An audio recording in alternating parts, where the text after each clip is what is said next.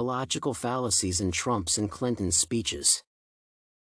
During the 2016 Democratic and Republican national conventions, presidential candidates Hillary Clinton and Donald Trump delivered speeches full of informal fallacies as they made their cases against each other. Informal fallacies often entail bringing incorrect and irrelevant information into a speech or an argument. They contain reasoning errors, ambiguous evidence, and insufficient or irrelevant information. The most common types of informal fallacies found in the two speeches are ad hominem, prevarication, and appeal to ignorance. Ad hominem happens when a speaker launches a personal attack at another instead of responding to or criticizing the points they have raised.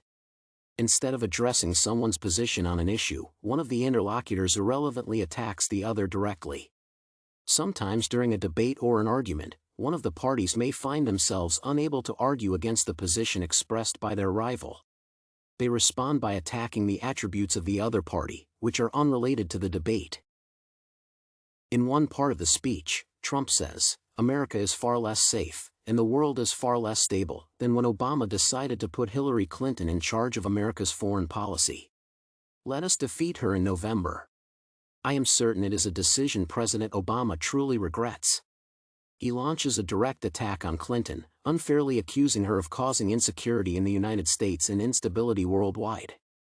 He also says she should be defeated in the presidential race due to the accusations he has made against her.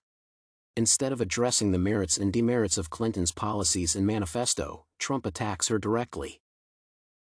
When Trump says that he is certain that President Obama regrets putting her in charge of foreign policy, he paints her as an inefficient bureaucrat who has failed her employer.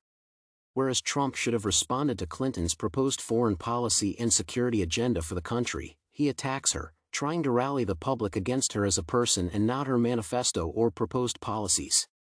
This statement is an informal fallacy because it brings irrelevant information about another candidate instead of discussing the direction the country should take in the future. Trump focuses on attacking Clinton's character instead of her position on different issues. In Clinton's speech, one of the most dominant informal fallacies is prevarication. It refers to skirting around the truth or trying to lie in a fancy way. Prevarication is the deliberate misstatement of a fact to create an incorrect impression of something or someone. It happens when a person speaks falsely or misleadingly in a way calculated to cast aspersions on a subject. Clinton uses this informal fallacy while responding to Trump's statement about fixing the system alone. She says, "And most of all, do not believe anyone who says, 'I alone can fix it.'" Really? I alone can fix it? Isn't he forgetting? He's forgetting every last one of us. Americans don't say, "I alone can fix it." We say, "We'll fix it together." Notably, Clinton has taken Trump's words out of context and is trying to lie to the audience about what Trump has said before.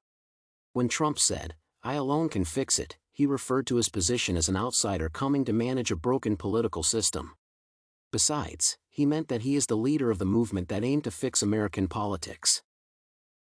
In this context, the words "I alone" mean Trump's position as a leader of many people who wanted a change in the United States of America. However, Clinton takes the phrase beyond its original context to portray Trump as a person who pretends to fix the system alone. This statement is an informal fallacy because it uses ambiguous evidence, as Clinton takes advantage of the ambiguity of Trump's statement to skirt around the truth. She wants to lie to the audience about what Trump said, but in a fancy way. Finally, the appeal to ignorance is highly evident in Clinton's speech at the Republican convention. A fallacy occurs when a person makes a statement that seems to be true because there is no evidence against it at that moment. The burden of proof is shifted to the listener.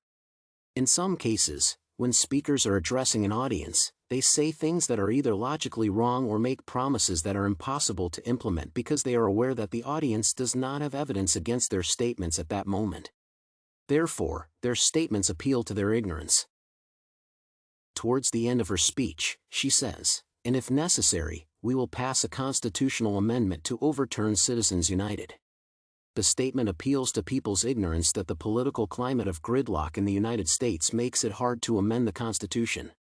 It may not be clear to the people at that moment that constitutional change in America is almost impossible. After they analyze the recent history, the evidence becomes clear to them.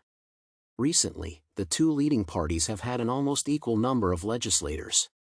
Clinton knew that proposing an amendment requires at least a two-thirds vote in Congress or two-thirds support of the states. Yet, she promises a constitutional amendment because people are not aware of the complexities that make it almost impossible for one to succeed. This statement is an informal fallacy because it contains several reasoning errors. Clinton fails to reason that it is impossible to change the United States Constitution due to the current political culture of gridlock.